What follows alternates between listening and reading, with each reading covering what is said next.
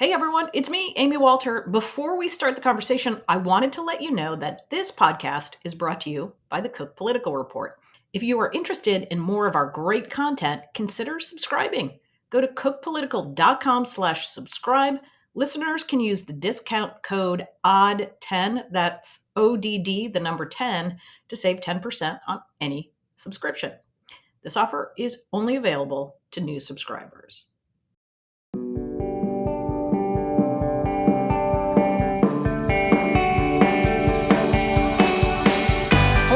Welcome to the Odd Years. I'm Amy Walter. Last year, around this time, as March Madness kicked into gear, there was one athlete everyone seemed to be talking about, Caitlin Clark. The then University of Iowa guard was on her way to leading her team to the NCAA finals, selling out stadiums everywhere she went and creating an unprecedented level of excitement around women's basketball. Interest that followed her to the WNBA when she signed with the Indiana Fever. My guest, USA Today sports columnist Christine Brennan, is writing a book about Caitlin Clark called On Her Game, which tells the story of Clark's rise to become the most famous female team sport athlete in history. Christine has been a longtime chronicler and advocate for women in sports. She's also deeply interested in politics and has a keen understanding and appreciation for how sports and politics intersect. So I wanted to have Christine on to help tell the story of how laws like Title IX helped pave the way for a phenom like Caitlin Clark. But I also wanted Christine to reflect on where we are in this moment when it comes to politics and sports and gender. Now, these three topics have been intertwined in our culture forever, but the Trump era has brought it to a different level. I mean, his first few weeks in office alone have included an appearance at the Super Bowl, an executive order banning transgendered athletes from competing in athletics, and now we have Canadians booing the national anthem at international hockey tournament as a response to Trump's threats to tariff and maybe even annex our northern neighbor. Christine Brennan is an award-winning national sports columnist for USA Today. She's a commentator for CNN, ABC News, and PBS NewsHour, and that book about Caitlin Clark is available right now for pre-order on Amazon. We'll have a link to it in our show notes, and it will be available wherever books are sold in early July. Okay, here's the show. Christine Brennan, hello. Hello, Amy Walter. How are you? This is so exciting that I finally get to interview you about all of the things that you are so good at. You've been covering sports for, should I say how long it is, or do you not want to? Sure. Honesty 30 plus years, 30 right? plus, 40 plus years. Yeah. Okay, we can go 40 plus years. Yeah, in fact, let's go to 40. It'll be 44. Started in April of 81 at the Miami Herald. I was 12 at the time. Wow. But yeah, yes, so, of course. Yeah, so it's 44 years. Pretty cool. Yeah. And you have no peer when it comes to your coverage of women and women in sport. And that's really where I want to start with you, because this intersection between politics and sport, it's been around for a long, long time. Politics and sports have long overlapped. But you have long said, I've heard you say this many times, that the first woman president will be a Title IX woman, a woman who benefited from Title IX. So talk to us about that. What does that mean? Title IX was signed by Richard Nixon, as you know, in June of 1972, and that is the law that opened the floodgates for U.S. girls and women to play sports. Obviously, people were playing tennis and golf before that, and there were certainly, high school clubs and occasional games being played in phys ed classes. But this was the moment where the nation basically said, we've got to give our daughters the same opportunities as our sons. Now, I don't want to get too Pollyanna because for about 10 years, Title IX was completely ignored. You had football coaches, Big Ten, big broad-shouldered coaches, like, we don't want women playing sports and we don't want them getting the same letters that our football and getting our players. money, right? Was that the big concern? It was about they're going to take our money from our programs? Potentially, yeah. I mean, I think there was a news flash, a little bit of sexism and misogyny there in the 70s in football programs. And often the athletic director at a university had been the football coach. There was a lot of ties there. So there was great concern that men's programs would be cut. Wrestling coaches were angry. Yes, by the way, obviously, of course, totally true. Some programs were cut. That was by athletic directors who failed miserably to understand them, that the time that they had, and try to work through the system and make sure they gave women an opportunity while not cutting men's sports. You're able to do it. Obviously, football is going strong to this day, 52 and a half years later, almost 53 years later, I guess. Men's basketball, clearly. But the idea was, if you get federal funding, which every school does, even private schools, there's Pell Grants and all kinds of, Right. the roads get worked on by your government, et cetera, then you are, in some way or other, you are then subject to Title IX. And so it's only 37 words, but it truly, and the idea behind it first, Amy, was for law schools and med schools. And it's a very simple thought. American taxpayers, men and women, are giving this money. How in the world can you then only use it for men? And so, med schools, law schools, look at the result. More women, I believe, certainly many colleges, Yes. maybe all, are now in med schools than men, and more than 50% women in law schools, many, many places. Yes. So Yes, I think it's now more women now in both, just overall, nationally. yeah. The percentage of women in law and medical school exceeds that of men. And that was certainly a Title IX. That was really the thought. Then a few years later, people started going, well, what about sports? And it's high school and college. And, pretty much anyone who's listening or watching us probably has a daughter, a niece, a granddaughter, a sister, a wife, a next door neighbor who is, a next door neighbor, a girl next door neighbor, who has, they watch come and go with their sports bag slung over their shoulder, and switching uniforms in the car and then going on to the next sport. And so every American knows what we're talking about here. Think about it. If you were driving, not that you would have been, would have been a tiny little kid in 72, but if people were driving by a field in the 70s and they saw a girl there, the odds are she was there to tell her brother it was time to come home for dinner. She'd been sent by her mom or something. Get your brother and bring him back. Now, as you're driving through your neighborhood and you see a whole bunch of girls or women playing field hockey or lacrosse or rugby, or a pack of 10 high school girls running a cross-country team, track team, whatever, you don't even give it a second thought. There's no double take. It's like, of course. That's Title IX. And of course, it's not just about sports. It's about giving the other half of our country the opportunity to learn those life lessons from sports. Winning, even more important, losing, teamwork, sportsmanship, leadership, cooperation, of course, physical fitness. What on earth were we thinking, Amy, as a nation, to deprive 50% of our country that opportunity? So I'll wave the flag now for those. There's 3 guys who still hate Title IX. They're under a desk somewhere in Montana. Come out, guys. It's over. It's over. Obviously, I'm being funny there. Sorry, Montana. But the idea being that we love this law. This law makes the nation better and stronger. It's a better country when we are giving girls and women that opportunity to learn those life lessons and stay healthy and be leaders and be wonderful colleagues and moms and teachers and business people and coaches, whatever combination they're going to be throughout their career, they'll be better at it because they played sports.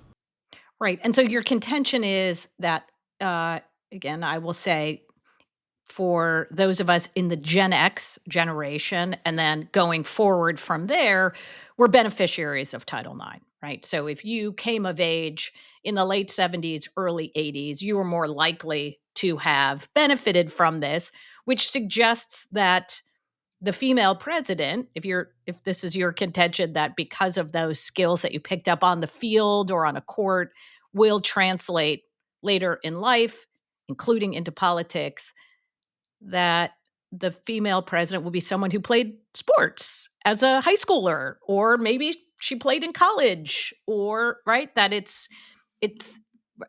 will be somebody who is not of the baby boomer era.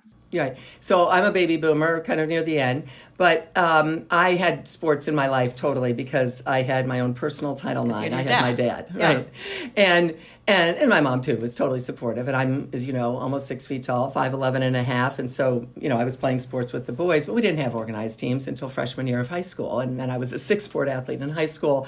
Not because I was so good, but you just could play everything because no one really cared, and there was no idea of really going on to college or getting a scholarship or anything like that. So that was then. Absolutely. I'd say anyone born, well, if you're in high school in the 80s and 90s, you're starting to get Title IX, a good dose of Title IX.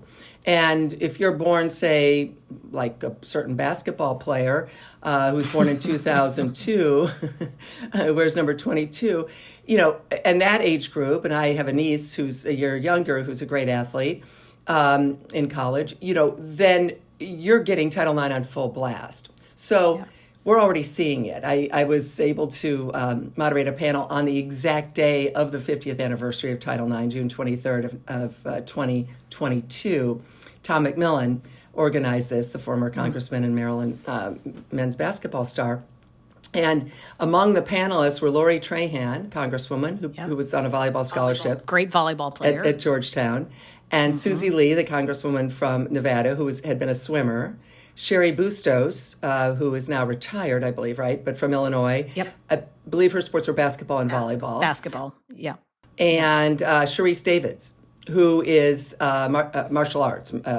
I'm sure I'm getting the exact wrong thing she does, but the thing she does wrong, but mixed martial arts, I believe. So there I am moderating, a couple other people, Val Ackerman, the first president of the WNBA, a few other people were on it, but 4 congresswomen, and I said that. I said, this is the future. As the audience looked at this, we were over at, I think at the wharf or somewhere near there. The idea of not one congresswoman, not 2, not 3, but 4, and there's certainly many more that could have participated that played sports. Anyone who's born like from late 60s on, as you know, because you're in that category, right? You got a chance to play sports, soccer or whatever. It was cooler. It was okay. It was fun. Your brother didn't laugh at you. Your brother probably was forced to come and watch you play, which, a generation earlier, brothers would never have given the time of day to their sister's sports. And a mom or dad wouldn't have even required them to come and be on the sidelines. So, yes, absolutely. And as I've said it, and, it's interesting. We're not talking politics here, but I will name 2 people from opposite ends of the spectrum. So on her campaign plane, maybe 08, maybe 16, Hillary Clinton was talking about playing basketball in high school in the Chicago suburbs. And she was talking about the 6-on-6 girl basketball. They wouldn't allow you to cross the center line because I guess they thought if you ran full court, you couldn't have children or you'd perspire or something. But Hillary Clinton was telling the story. I find the YouTube clip somewhere. I just remember seeing it. And it was really funny. And Hillary Clinton was born in 1947, I'm pretty sure. I think she was born in 47. And so there's that. Sarah Palin was born in 1964. And she was zipping all around Alaska.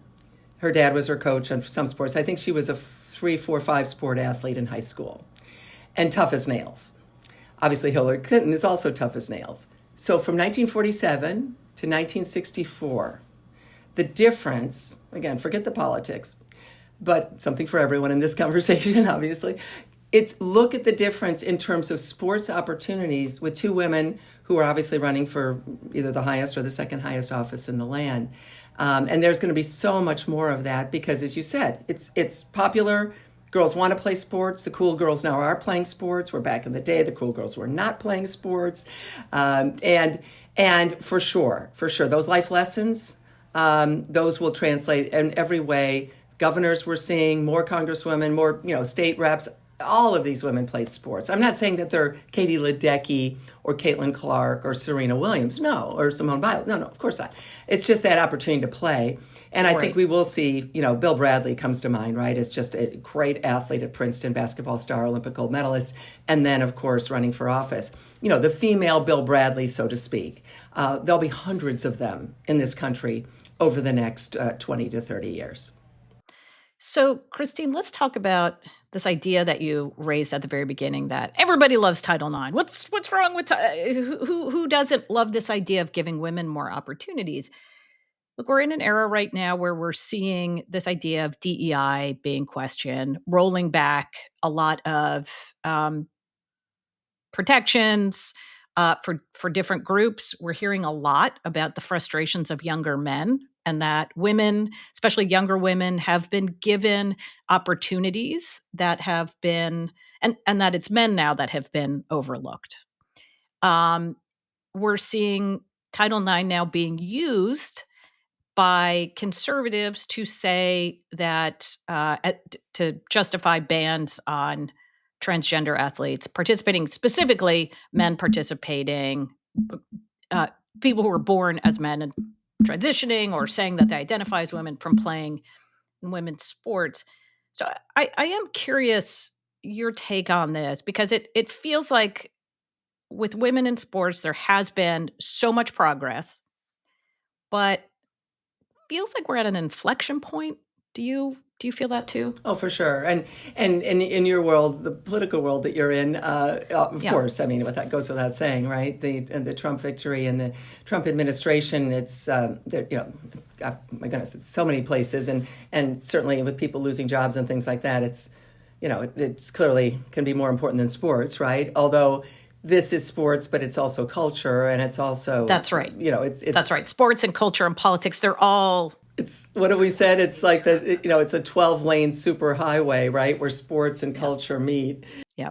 First of all, on the piece that you mentioned first, which was the idea of, Title IX's either like gone too far or let's give boys a chance and all that. Well, first of all, boys, and I know you weren't saying this isn't the case, boys have chances. I mean, at school level, nothing. Title IX is the most lenient law in the world. There's 3 ways to be compliant with Title IX. I'm not going to get into the weeds on that, but one of the 3 ways to be compliant with Title IX is to show that you're working towards compliance with Title IX. Could you imagine that with some Civil Rights Act or something? I mean, no one's been thrown in jail because of Title IX. Maybe there've been a fine or 2 over the 52 years, but I can't think of one. People have been dragging their heels. Most schools are still not in compliance with Title IX. I know that might shock people. And by that, I mean, you're supposed to, if your school is 55% female and 45% male on campus, then you're supposed to be spending 55% of your athletic department money on women and 45% on men. That's just not happening. So the idea of working towards it is the one that people, and I'm simplifying this, so any Title IX experts who are going to now email or tweet at me, it's fine, go ahead, but I'm simplifying it. So that's, no one needs to worry about boys' opportunities. The wrestling world, you may remember, of course, Dennis Hastert, the completely disgraced, former Speaker of the House.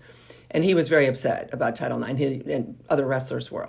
Again, don't blame a great law for the incompetence of athletic directors who've had not 50 minutes, not 50 days, not 50 months, but 50 years to get a law, to figure out how to work with a law, and still screwed it up.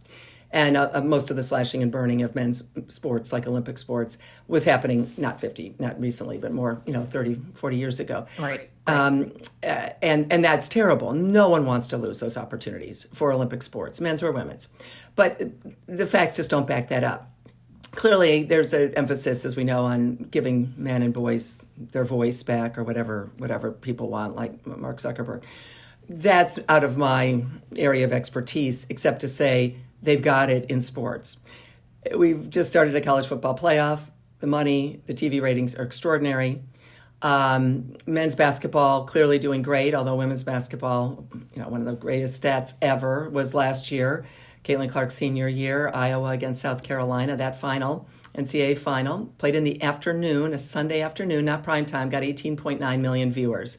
The next day the men played at night and had 14.8 million.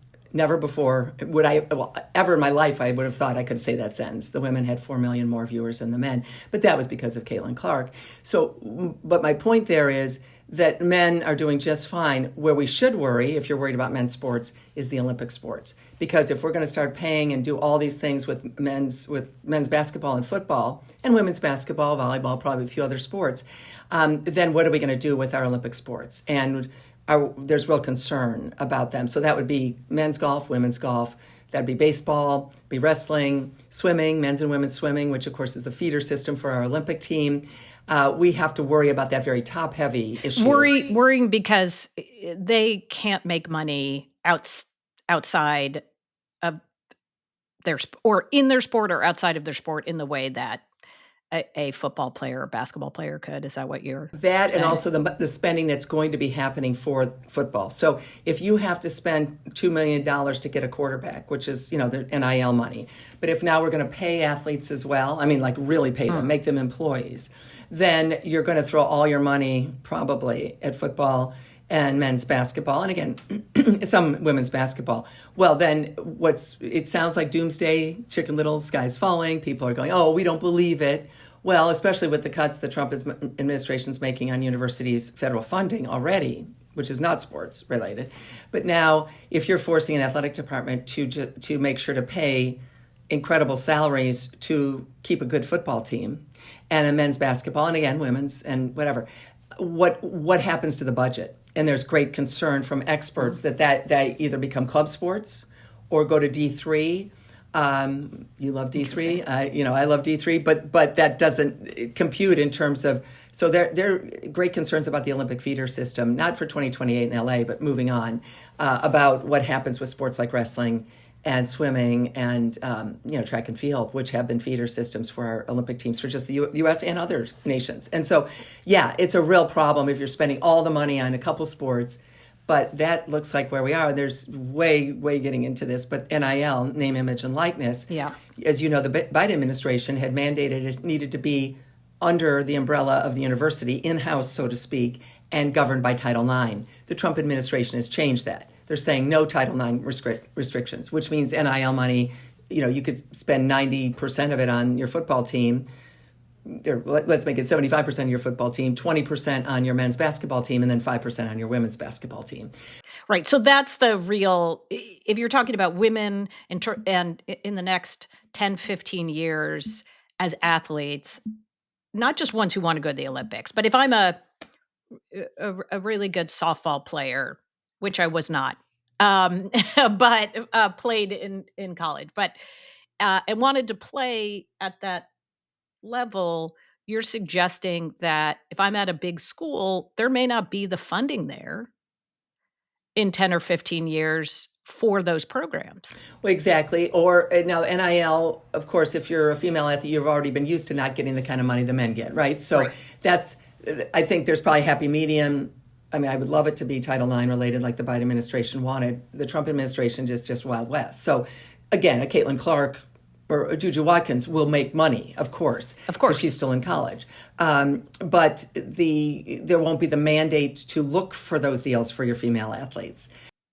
Okay, so that's how that works. So, Christine, can you just give me and our listeners a 101 on how this NIL works? Because I really do not 100% understand it. The way I thought I understood it is I'm Caitlin Clark and some big, brand wants me as their spokesperson and they pay me money to do that and I keep that money. So what does the school have to do with it? There has been a thought, because we are again in the Wild West, right, that it would be wise to have it all organized and come in-house. So in other words, right now, as I understand it, now some schools are organizing, some you're hearing about general managers or some kind of business sense of a sports leader, they're being hired to help with this because it's really a professional operation now. It's been professional from the standpoint of making money, but now it's professional in terms of the athletes. So you'll see more and more big, especially the big, the Power, 5, 2, whatever we are now, and Big Ten, SEC, and a few others, ACC. You'll see them bringing more business types into their athletic department to help with this. So yes, if you bring it under control of the university, then you can keep an eye on it. Then, you're dealing with 18 to 22-year-olds. And this money that they're getting, and so we've got two things. We got NIL, name, image, and likeness, which I think most people agree is a good thing. If you've got an advisor, if you've got an agent, if you're 18 and you've got people to help you with that money, that's one thing. And if you don't, and the money's pouring in and you're spending it or whatever, well, we don't want that kid to fritter it all away. I mean, you want to have some semblance of figuring this out. So, and all the ramifications of so much money, such a young age, absolutely great. How do you organize it? How do you then deal with the team? If one person's making all the money and no one else is making the money, or the offensive linemen all get this small little deal at the pizza place down the street, which is better than nothing, right? So there's that piece of it.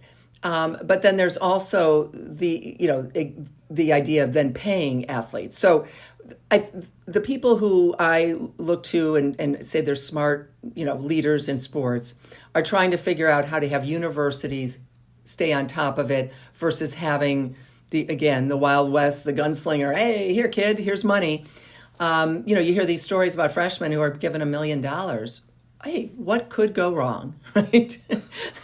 Versus, and I'm not making fun of the freshmen, male, female, whatever, but mostly men, obviously, like basketball players, football players. Let's make sure they have an agent. Well, agents can be taking up to 20% of these kids' money. Of course, they have to pay taxes on it. Right, so that's going to be what 40%, whatever it's going to be. Is anyone prepared for that? Right. That's where we are with these colleges, and quickly schools that get it are preparing for it and trying to help. But we have got money just flowing at a time when gambling is also as easy to do as on your phone, and watch for more gambling scandals for sure. And when you've got the transfer portal. Again, I love college sports, and there's so much good in sports, as we were saying earlier. But you got the transfer portal, so you've got kids, and it's not just football and it's women's basketball, obviously. It's volleyball, it's lacrosse, women's lacrosse. People transferring left and right and getting deals, getting money, getting NIL deals, whatever. Whatever they're being paid. What's the going rate for a women's lacrosse goalkeeper? That's a thing. Then you've got all of that. Well, where are we headed? What do we want sports to look like? Is it possibly? I'm not going to say it's all going to come crashing down, Amy. But so far it's going great. People love the college football playoffs. When does this get to the point where as I said, gambling? You transfer, you're like a mercenary almost, right? It's not about classes.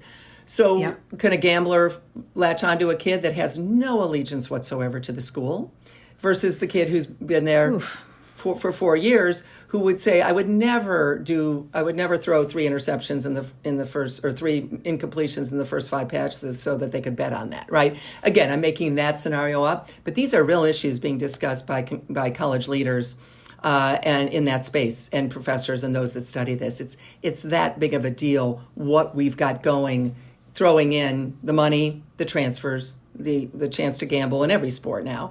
And it's just open season, and we're dealing with 18 to 22-year-olds who at last we looked, you thought might be trying to get an education.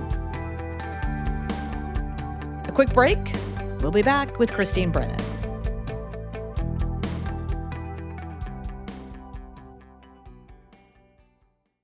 It might be a political odd year, but here at the Cook Political Report, we're as busy as ever. Over the last few weeks, we've rolled out our race ratings for governor, the House, and Senate. It's not too early to think about next year's midterms, and we have everything you need to know about these races. But this is only available to Cook Political Report subscribers. So don't wait. Join us. Go to cookpolitical.com/subscribe. Listeners can use the discount code ODD10, that's ODD, the number 10, to save 10% on any subscription. This offer is available only to new subscribers. This is a good transition, Christine, to a former college player who you are spending a great deal of time with, Caitlin Clark, who has really taken the country by storm, both as an Iowa collegiate player and now playing in Indiana. You are actually writing a book about her, which is coming out in July, right? You can pre-order it.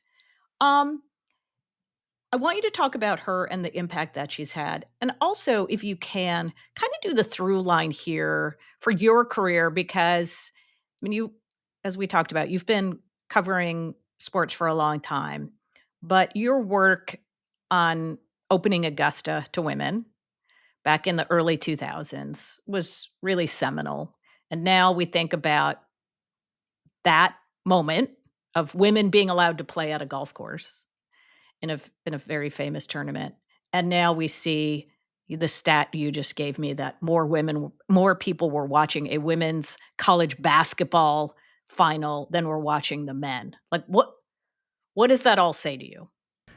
As I said, I never thought I would see it in my lifetime, and I certainly hope to be living more of this lifetime. Yeah, interestingly, I came upon Caitlin Clark. I mean, I'd heard her name, but right here in my home, I was watching on my iPad. I was watching 2 years ago. I realized because they put it on social media. It was 2 years ago yesterday, from the day here we are talking, and it was watching the Indiana-Iowa women's game. I'm watching it from the Indiana perspective because all my siblings went to IU, and my niece and my brother-in-law went to Indiana. So I'm just watching. Indiana's great. By the way, a plug for another politics thing. Isn't Birch Bayh the father of Title IX? Yes, grandfather or father of Title IX, Indiana grandfather, senator. father, Indiana governor. Absolutely. Yeah, senator. Yes. Yeah, Patsy Mink. Okay. Of course, you had Donna DeVerona. You had incredible people fighting both in the halls of Congress and not. But yes. Just putting that little, one more connection. Without a doubt. Indiana.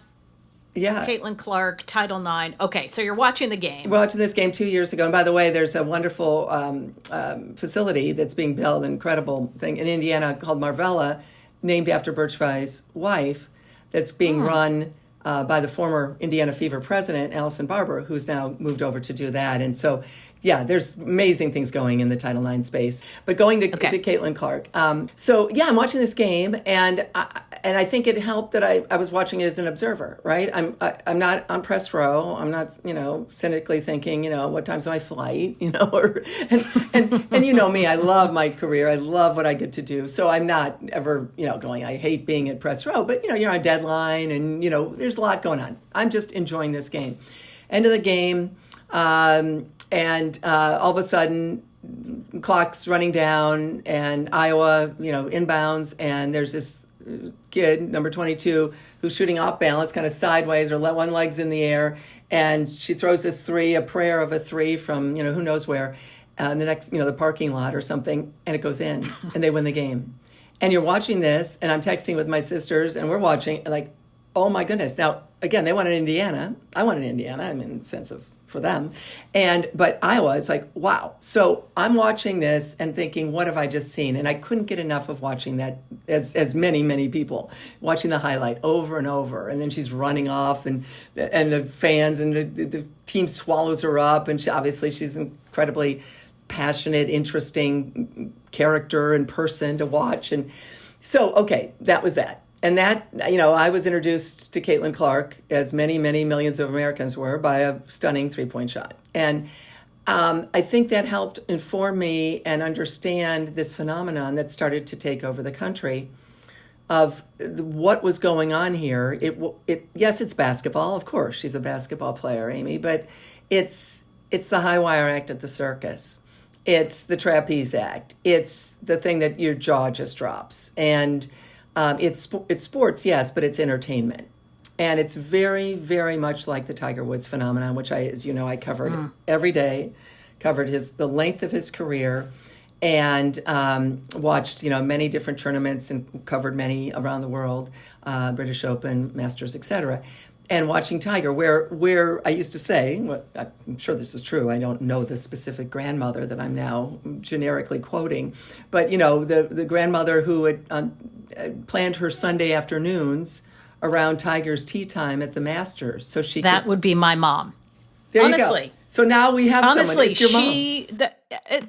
She knew golf, but he brought her into it 100%. Oh, yeah. You realize you're seeing a once-in-a-lifetime talent. And here we are again. And here we are. And it's literally people so yes, I am writing a book. It's called On Her Game. I guess I should do this, the shameless plug. On Her Yes, Game. of course. Yes, Caitlin Clark and the Revolution in Women's Sports, being published by Scribner, part of Simon & Schuster. July 8th is the publication date, but absolutely, it's on Amazon. It's on the Simon & Schuster Scribner site as well.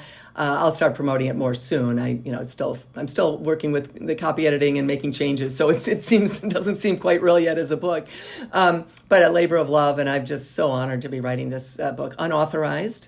But Caitlin answered 50 of my questions, and I interviewed most of her teammates, and Kate Martin, her great Iowa teammate, and her former coach Lisa Bluter, her Christine. I mean, everyone's, and not everyone's in the book, but a lot of people are in the book, obviously, and very proud of the what I've done in the reporting, and also the Olympic snub, which I broke. The behind the scenes story, the breaking news of that is all being told for the first time. The charter flights that Caitlin Clark got. I broke that story. That's in the book. And WNBA's, sadly, it's lack of, preparation for this important thing, and hence all the turmoil and some of the racial tension that we saw. All that I'm dealing with as well in the book. That's right. Yeah. And that's a question is, you have this generational talent that people want to watch. You also have women's sports now getting more eyeballs. We're seeing it, the professional leagues, the Women's Soccer League, and the WNBA. But do you think it's sustainable, Christine? What kind of like when Tiger Woods left, didn't eyeballs drop to the PGA? Oh, yeah, half. Yeah, half. Yeah. Absolutely. Tiger, it's back to being golf again, right? Men's golf. Yeah. And women's golf, while they're great players, Nelly Korda, others, it just doesn't resonate the same way. Great question, because yes, Caitlin Clark, as the story, of course, builds and more interest, and then fascinating. You love the women's soccer team, U.S. women's national team. There's a relationship. So answering your question, I kind of backtrack there a little. There's a relationship here. In 1999, I covered that, of course, the game, Brianna Scurry's great save, and then, of course, Brandi Chastain with the penalty kick to win it. July 10th, 1999, Rose Bowl, 90,000 people, 40 million watching on TV. That was huge. That team basically then left our national consciousness until it reappeared at the Olympic Games in Sydney in 2000. They played their first game actually in Melbourne. I went down for that in September of 2000. So they were gone from July, August, September. So basically 14 months. I mean, they had friendlies, and they had, they were on the cover of Time, Newsweek, People, Sports Illustrated. No Story's ever done that, ever. Great little cocktail party conversation. That's the women's soccer team, Brandi Chastain, all those magazine covers. But otherwise gone, 14 months. Because there was no pro league yet. The pro league didn't start until 2001, the first of the three leagues. Caitlin Clark, goes to the finals of that junior year. They lose to LSU, Angel Reese, all that. Of course, that was just made for conversation and controversy, which is, I think, great in many ways for the women's game. People talking about it. Then senior year, improbably takes them back to the Final Four and to the final game. And then they lose. And Caitlin Clark, soccer team gone for 14 months. Caitlin Clark is gone for 8 days, during which time she appears on Saturday Night Live. Right. And because then you have the draft literally 8 days after, on April 15th, where she's drafted number 1 by the Indiana Fever. There's a pro league for her to go to. We never stop talking or thinking about her because she's never gone. It's not necessarily great that these WNBA players, the rookies, have to just go right from college right to playing, but it's fantastic for the purpose of keeping interest going. Mm-hmm. I've talked to people who were in the league, NBA, WNBA, saying, they were surprised that there were sellouts. And I was like, weren't you paying attention junior, senior year? And because she's in the Midwest, you can drive from Iowa to Indianapolis. It's Big Ten country. They know her. Indy's a perfect spot. You don't want to put her in LA or New York or Chicago. No. Indy. She loves the Midwest. They love her. Also, the Pacers and Fever, probably the best organization of NBA, WNBA working together. So you have the entire merchandising, social media force of an NBA team, Pacers, working with the Fever. So they're immediately ready to just blast this out. And you've got the whole, they're selling out, and it's just, I think they didn't sell out 2 games. Otherwise, they sold everything. And she's selling out all the arenas. Right. Oh, she's also selling out stadiums across the country, right? Right. So here in D.C., right, the Mystics are in the 4,200 seat arena, which was seen as a good size, right, for the WNBA to show how, it's a small bandbox. I actually like it. But then they moved to the 20,000 seat Capital One Arena for the 2 Fever games. They also did, I think, for one Chicago game where they had half the crowd that Caitlin got the next night. And, so you've got this. There's that piece of it. You also mentioned the drop in golf.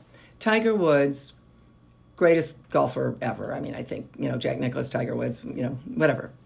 Tiger's fantastic golfer. He never really wanted to sign autographs until now that he's closing in on 50, and has had these car accidents, and he's realizes his mortality, and he gets it. He's a much nicer person now, and that's, doesn't matter one way or the other. He was a great golfer, but he never, wanted to really, he didn't think about growing the game, right? He never leaned into race. Never. He ran away from that. You could argue that was something he was thinking about because golf is such a lily white sport, right? I'm not saying he was wrong or right. He just didn't do it. He didn't want to do it. And just didn't want to give time to sign autographs. Phil Mickelson be the one wading into the kids. Tiger would be just walking with blinders on, going to the locker room or whatever. His right. That's okay. Compare and contrast. Caitlin. Before games, after games. By the way, 22 versus Tiger into his 30s and 40s. Caitlin Clark, 22 going on 40 or 50. I mean, remarkable.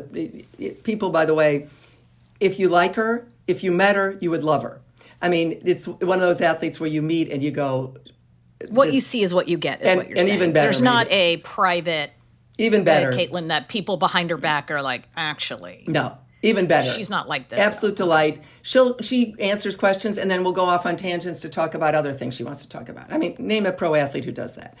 Just absolutely terrific. What a great role model. But here she is diving into do the all the autographs before games, after games.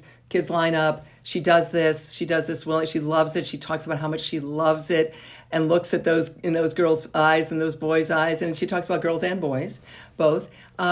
And she's doing all that. So she's already growing the women's game. Going back to your question about where does this go?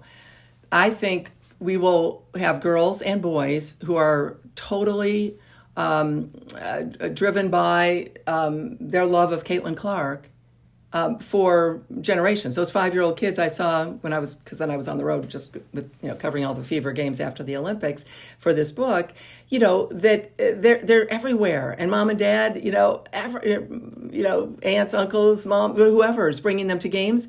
With the 22 jerseys, boys in 22 jerseys as never, men, big brutes, big bros in 22 jerseys. We never would have seen that, not even with Mia Hamm or Rennie or Brianna, nothing like Megan Rapinoe, nothing like that. So that, to me, it has to last. And because Caitlin is working so hard to make it last, complete opposite, literally the complete opposite of the Tiger Woods strategy, which was to focus on himself, not focus on any cultural issues. And the result is golf, we can see it when you turn on men's golf any weekend, versus what I think basketball is going to look like because of Caitlin Clark, really for generations to come. That's a really interesting point. And it also speaks to something else I wanted to get at with you, which is athletes' role in both the growing the game, but also their voice, right? That they are these brand ambassadors. But increasingly, they've also become, part of our cultural conversation, certainly in ways that I don't remember seeing when I was growing up, 70s, 80s.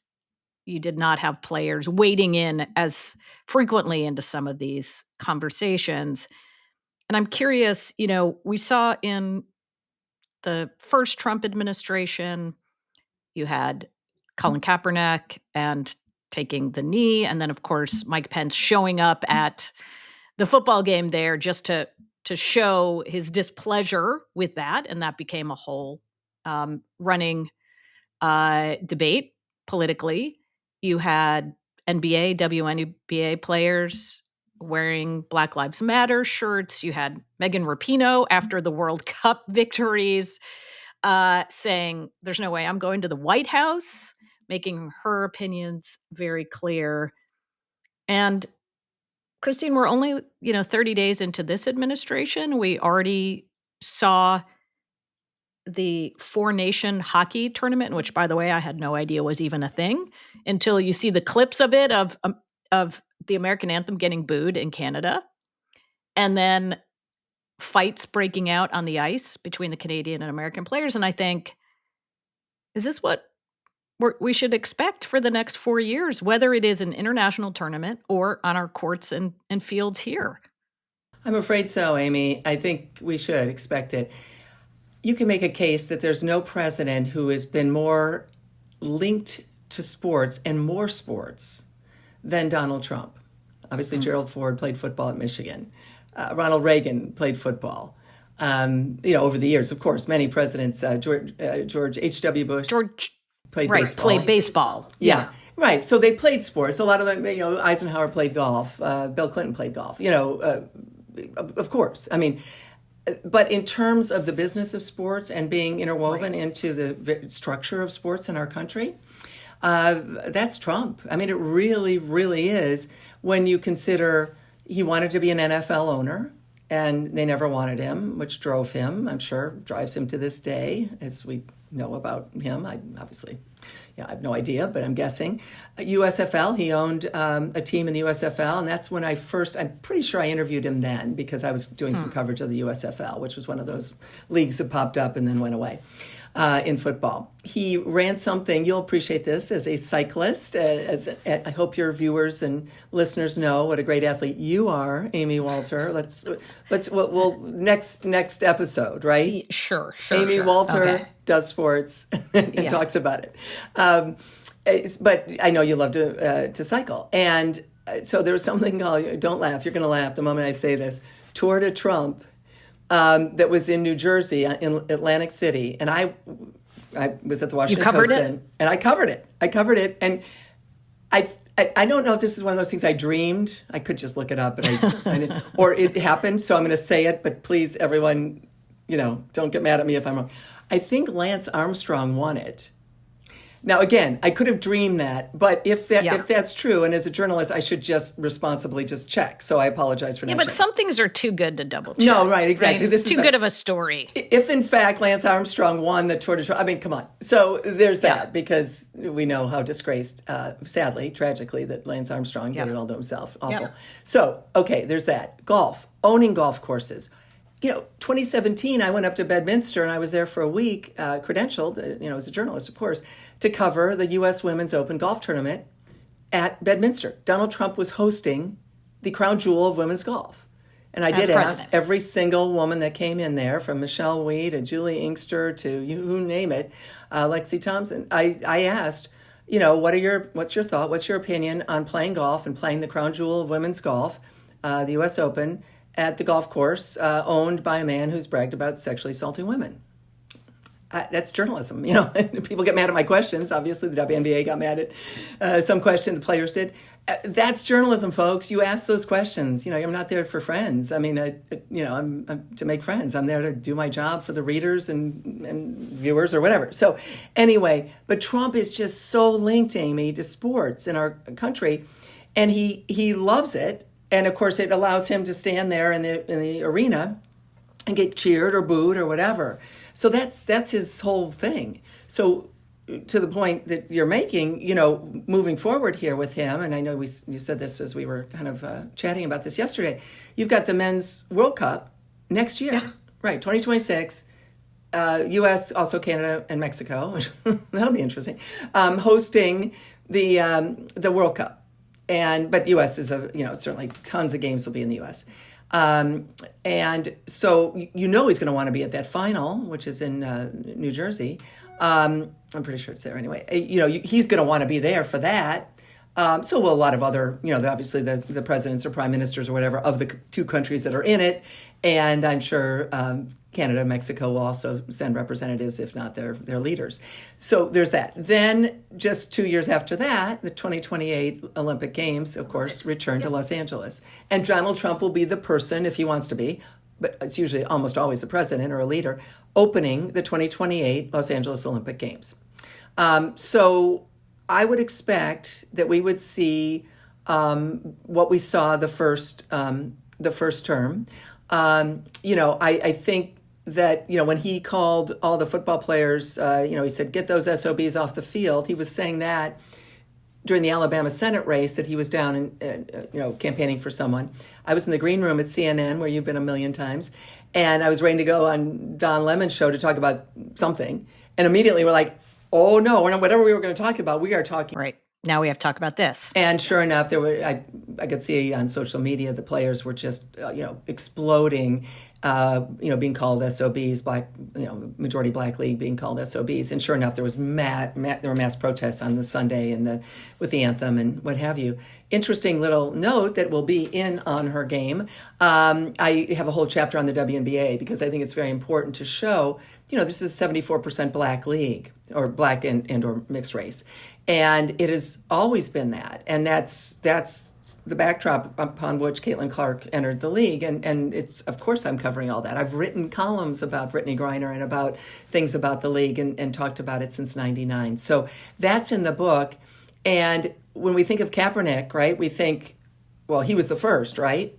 Well, the WNBA players, the Minnesota Lynx, were actually 6 weeks ahead of Kaepernick on starting to protest the deaths of black men at the hand of police officers. So, but no one knew that because no one was paying attention to the WNBA. And I make all those points in the book just to show the advocacy that the WNBA, frankly, hasn't gotten a lot of credit for. I can't tell you the number of times I'll go on CNN or something and we're talking about, well, the NBA players in the bubble, blah, blah, blah. And actually the WNBA players in the bubble were doing this first or at the same time. And they've just gotten short shrift, which is why, again, having a Caitlin Clark, an attention magnet, bringing those eyeballs so that all the players, including these amazing black women who never got the attention they deserve, whether their advocacy, agree or disagree with their advocacy, just nonetheless, they're putting themselves out there to the point you've asked me about, but also their play. Caitlin Clark brings the eyeballs so that they all get the attention as well, which is, of course, one of the main points I made about the Olympic team. So, do you think there is going to be pressure then on Caitlin Clark as we get into these next 4 years? If Trump does say those same things about the WNBA or, again, women's role, whatever it is, whatever the topic is, she has cultivated this image of being somebody who could go anywhere in America. She can go to red America. She can go to blue America. Everybody loves her. Would she put that on the line to get involved in this? I think she might. She has never shied away from a tough question. I know because, probably, I have no idea. I can't rank the questions she's received this year. But I did ask her, you may recall that Taylor Swift, right after the first and only presidential debate, Taylor Swift went on her Instagram account and talked about voting, register to vote, and also endorsed Kamala Harris for president. One of the many people, millions, to like that Instagram post was Caitlin Clark. On one level, who cares, right? Of course, who cares? She can do whatever she wants. I didn't even see the post, but I saw some of our colleagues and friends on X tweeting about who had liked the post within a few minutes. Oprah Winfrey, Kylie Kelsey, Jennifer Aniston, Caitlin Clark. So whether she meant to or not, whether any of us cares or not, now this had become news. Should it be news? I'll leave it to be determined whether you think that's news or not. It became part of the conversation. The next day, I flew to Indy and there was a game that night, and of course I was covering it for the book, and I was in the press conferences, and I asked Caitlin, I said, you liked a tweet or a Instagram post that got a lot of attention, and I'm curious what that post meant to you from Taylor Swift, And are you potentially going to be endorsing Kamala Harris for President of the United States? And I got a lot of people, well, I mean, of course, we all get criticism on social media, so that's fine. As long as you're breathing, you'll get criticism. So people are like, how dare you ask her before the big Las Vegas game that night? Well, it's my job to do this, and that's what I do. Caitlin never flinched. Again, she's 22 years old. I mean, I've dealt with people double her age who run away from questions or get mad or scowl or, no, I'm throw their football helmet or, whatever. I mean, it's happened. I've had, zillions of these things happen over the years. And I'm not, by the way, I'm not trying to be a jerk. I'm asking a question that everyone was asking. Is she for Kamala Harris? Does that what that like means? Or did she like right, the or voting? Is it, I like my friend Taylor, right? Right. And we know she's a Swiftie, and we saw in January she's hanging out in, I think it was early January, in the box with Taylor Swift. It's all great, it's all fine. But again, you ask questions so that you give the athlete the opportunity to answer it and take it whichever way they want to, which is what I did with Dejanay Carrington, which is what I'll do with any athlete anytime. And so with Caitlin, again, class, grace, looks me in the eye, answers, and she took the voting part. And the register to vote and vote that she'd vote and she could vote in 2020 and now 2024, and it's important and people should get information and echoed that piece of what Taylor Swift had written, and didn't answer my second part of the question. And of course, I had no follow up, and I would have never wanted to follow up. She had every right to answer it as she wanted. It was a perfectly good answer, and there you go. So. I think, I don't know, and she would never say, because she just takes the high road every time, every single time, Amy. This 23-year-old takes the high road. I've never seen anyone handle themselves in the spotlight like that. And I've covered a lot of young athletes in the spotlight at the Olympics and whatever, but also for continual 12 straight months of spotlight, which is what she had. And she still does in many ways. So I will say this, she's never shied away from ever looking you in the eye and answering your question. We know from the Time magazine interview she did that she did talk about white privilege, and she went further than she has before on some of those issues that I think she's been criticized from Black players or generally, from those who would want her to be diving more into the racial issues.